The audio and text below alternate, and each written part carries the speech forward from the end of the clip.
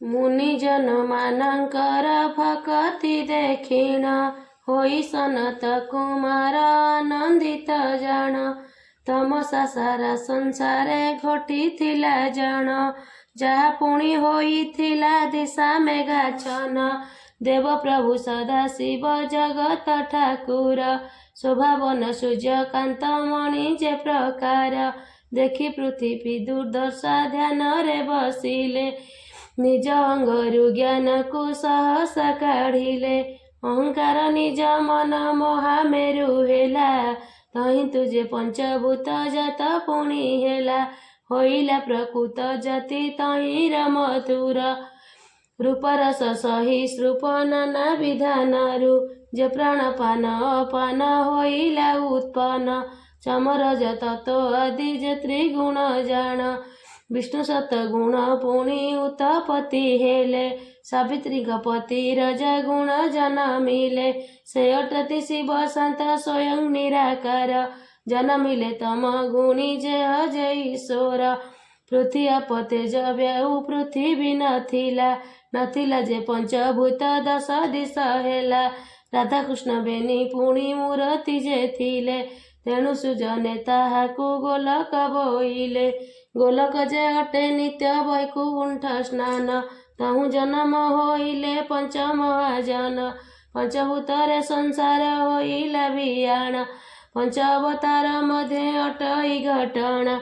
पद्मवन धाम जान वैकुंठ समान जुग जुगंतु रहिला नुहई जे बिन।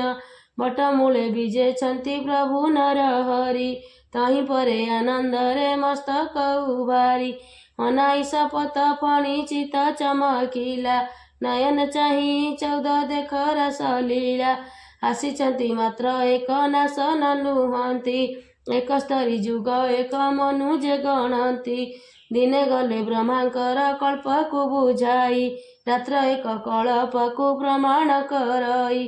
12 मास बरसक प्रमाण होइला विधातार 100 वर्ष आयु कल्पिला। कीट स्थावर जंगम जेते भाव जीव थिले जनमिले संसार रे पुणी से मरिले। प्रलयर नाश जाए 14 भुवन जसंति धार्मिक जन कृष्ण रे शरण। नाम बिने धर्म बाध नाही अन्य गति पाइब कि अन्य पथे ताहार मुक्ति। सकल धार्मिक जन ए तत्व जानिले ए विषय पापी माने अनर्थ कले। गमन करती से ऊपरे जमपुर दिए तंकु नाना दंड भीषण कराल। शून्य शून्य पुरुष करुअछि नाट शून्य पुरुष जने से छंद कपट। शून्य पुरुष रे जाई जेते खोजाइले पाइले कि पुरुष को पापी जन थिले। शून्य पुरुष जाई न पड़ी धरारे सत्य शांति दया क्षमा रही जेठारे। एकादश इंद्र जारे पुणी बेढ़ी काम क्रोध मोह जाई सेठा बजगंती। शून्य गढ़ चारि पासे एमाने जे दारी शून्य पुरुष आयते थांती आबोरी। सारा जुग सत्य त्रेता द्वापर जे कली चारिपाद सत्य अटे त्रिपाद तेतार। त्रिपाद द्वापर कली एक पाद तार करिण भक्ति पिता मातांक चरणे तांक कथा सदा काले पाले जेउ जने। अटई कल्की तीर्थ व्रत धर्म नामे गोपन रे रही ताए जे हंकोपने। कहूथिब मुख सदा काले मृत्युवाणी न कहिब केउ जने निराशार वाणी। कहिब सभिकु नम्र विनय वचन करुथिब नीति प्रभु नाम को कीर्तन। सत्यपते जे परिजन रहिथिब रहिबाकु स्वर्गपुरे सेहि हेब योग्य। तेजिए कर्म को अन्य पथरे गमई जगतरे ताहा ठारु बळी पापी नाही। देव ऋषि बोलंती अनुग्रह करी दंड कठारे हेमंत पापी जनकर। दंडती ताहाकु जंतुपति जेउ परी काहाकु किपरि दूते नेंती जमपुरी। बुझाई कहिन से समस्त कथा मान एबे संशय आमर करंतु मोचन। शुणिबाणी ऋषिंकर सनत कुमार ପୂଜା କଲେ ଯାଜବାର ମନ କରି ସ୍ଥିର। ନରକପୁର ଚଉରା ଅଛି ବ୍ରହ୍ମପୁରେ ଅଛି। ନରକ କୁଣ୍ଡରେ ପାପୀ ମାନେ ପଡୁଛନ୍ତି। ଅଟେ କୁମ୍ଭୀ ପାକ ରୌରବ କୁମ୍ଭୀ ପାକ। କୁଣ୍ଡ ଅନଳ ତପନ କହୁଛନ୍ତି ସତ୍ୟ। କୃମି ଅସ୍ଥି ମଜା କୁଣ୍ଡ ତହିଁ ରହିଅଛି। ପୂଜାର ରୁଧିର କୁଣ୍ଡ ତା ମଧ୍ୟ ଦିଶୁଛି। ଭୋଗୁଛନ୍ତି ଦଣ୍ଡ ପାଇ ପାପୀ ସେଠାରେ। ପଡ଼ଇ ପରଇ ଶକ ଅଗ୍ନିର ମଧ୍ୟରେ। ଚାର ଯାଏ ମନ ଦ୍ରବ୍ୟ ନରକ କୁଣ୍ଡରେ। ଜନମ ହୁଅଇ ପଛେ ପଶୁର ଯୋନିରେ। ଅର୍ଜିତ ପାପ ଫଳକୁ ଭୋଗାଇ ନିଜର। ହତାଶ କରଇ ଜନ ଯେଉଁ ତୁଷାତୁର। ଯମଦୂତ ହାତରେ ପଡ଼ଇ ମେଲା କାଳେ। ଲଭଇ ଜନମ ଦଣ୍ଡ ପରେ ପକ୍ଷୀ କୂଳେ। କରୁଥାଇ ନିଜ ପାପ ଯେ ଭୋଗ ଦୁର୍ଜନ। ବସ୍ତ୍ର ପିତୁ ଶ୍ରାଦ୍ଧ ଦିନେ ରଜକରେ ଜାଣ। ସେ ଲୋକ ପାପ ଏ ଜନ୍ମ ରଜକ ଗୃହରେ। ତାକୁ ଦଣ୍ଡିତ ପକାଇ କ୍ଷୀରର କୁଣ୍ଡରେ। ଏପରି ସମନ ଦଣ୍ଡ ଯେ ପାପୀ ଜନକୁ। ସେହୁ ପର ଧନ ହରେ ଜାଣିନ ସବୁକୁ। ଯମଦୂତେ ମୃତ୍ୟୁ ପରେ ବାନ୍ଧିଣ ନିଅନ୍ତି। କଣ୍ଟାରେ ଯେ ଛୋଟ ଧରି ଅଙ୍ଗରେ ପିଟନ୍ତି। ପକାଇ ଦିଅନ୍ତି ତାହାକୁ ବିଷ୍ଠାର କୁଣ୍ଡରେ। ଖାଇଥାଇ ଯେଉଁ ଜନ ମିଠା ଗୁପତରେ। ତାହାକୁ ଶ୍ଳେଷା କୁଣ୍ଡରେ ପକାନ୍ତି ପ୍ରମାଣେ। ଯେହୁ ଦ୍ୱାରେ ଅତିଥିକୁ ଫେରାଇ ପାଷାଣେ। ଭୋଗୀ ସେହୁ ହୁଏ ବ୍ରହ୍ମ ହତ୍ୟା ପାତକରେ। ନଗେନତି ପିତୃଲୋକ ତାହସ୍ତୁ ଯେ ଜଳ। ଶେଷ ମନ ଆଳକରେ ଗମନ ଅନ୍ତରେ। ଏମନ୍ତ ଯେ ପାପ କଷ୍ଟ ଭୋଗନ୍ତି ବିଧିରେ। ଯେବେ ହରେ ଅନେକହୁ ବ୍ରାହ୍ମଣର ଦାନ।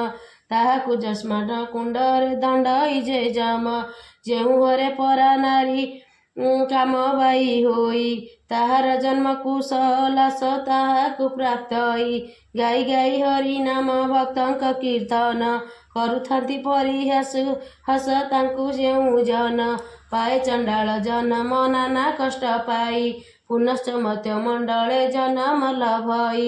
ପୃଥକ ଧନ ଆଶାରେ ପ୍ରଣାବ ଯେ ହରଇ। ଦୂତମାନେ ମହାକୁଣ୍ଡ ଦିଅନ୍ତି ପକାଇ। ପିତୃ ଶ୍ରାଦ୍ଧ ଯେଉଁ ଜନ ନ ଦିଅଇ। ସେ ମୁଖ ପତନ ନର୍କ କୁଣ୍ଡରେ ହୁଅଇ। ଯେହୁ କରେ ମଦ୍ୟପାନ ଗୋମାଂସକୁ ଖାଇ। ସେ ଜନ ଅସ୍ଥି କୁଣ୍ଡରେ ନରକ ଭୋଗଇ। ଜନମଇ ଅଜ ହୋଇ ଅବନି ମଧ୍ୟରେ। ପାଏ ସେହି ଦୁଃଖ ଘୋର ମନୁଷ୍ୟ ହସ୍ତରେ। ଯେ ଜନ ନିଷ୍ଠୁର ପ୍ରାଣେ ପ୍ରାଣୀ ବଧ କରେ। ସେହି ଦୁଷ୍ଟ ପୁତ୍ର କୁଣ୍ଡେ ପଡ଼ଇ ନିକରେ। ଯେଉଁ ଜନ ବ୍ରାହ୍ମଣକୁ ପ୍ରହାର କରନ୍ତି। ବାସବକୁଣ୍ଠ କୁଣ୍ଡରେ ସେହୁ ଯେ ହୁଅନ୍ତି। ଯେ ଜନ ସୁବର୍ଣ୍ଣ ଲୋଭେ ହରଣ କରଇ। ସେହୁ ସଞ୍ଜାଣ କୁଣ୍ଡରେ ପତନ ହୁଅଇ। ଯେ ଜନ ସୁବାସ ଦ୍ରବ୍ୟ ଚୋରି କରୁଥାଇ। ତାକୁ ବହୁ ଦଣ୍ଡ ଦିଏ ଯମ ଘରେ ନେଇ। ହରଣ କରଇ ପର ଭୂମି ଯେଉଁ ଜନ। ସେହୁ ତରଳ କୁଣ୍ଡରେ ହୁଅଇ ପତନ। ଭାଙ୍ଗି ଦିଏ ପର ଘର ଜାଣ ଯେଉଁ ଜନ। ତାକୁ ଯମଦୂତ ଗଣେ ବାନ୍ଧନ୍ତି ବୃକ୍ଷଣ। ଟଙ୍ଗାଇ ଶ୍ଳୋକଳି ବୃକ୍ଷେ ଲଗାଇ ଅନଳ। ହୋଇ ନିର୍ଦ୍ଦୟ ଦଣ୍ଡତି ତାହାକୁ ଅପାର। ହରଣ କରଇ ଯେ ଅବିବାହିତ କନ୍ୟାକୁ।